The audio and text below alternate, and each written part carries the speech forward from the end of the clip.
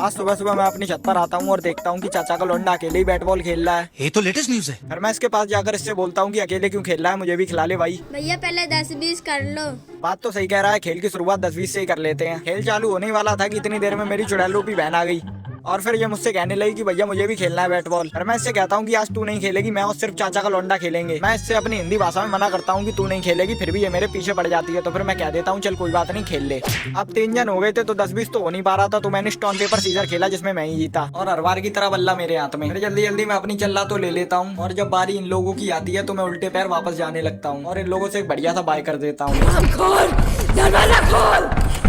A few moments later. फिर भाई बहनों के द्वारा मैं बड़ी इज्जत के साथ नीचे आ जाता हूँ, लेकिन मुझे कुछ आवाज सुनाई दे रही थी। अरे ये तो मेरे पेट की दर्दनाक चीखें हैं। फिर मैं तभी अपने पेट का इलाज ढूंढने किचन में चला जाता हूँ, क्योंकि सुबह से कुछ नहीं खाया था और भगवान की बड़ी तगड़ी कृपा बन जाती है जो मेरे घर में एक मैगी का पैकेट मिल जाता है। और अब मैगी बनानी है तो इस प्याज को तो काटना ही पड़ेगा, लेकिन आज टमाटर नहीं है।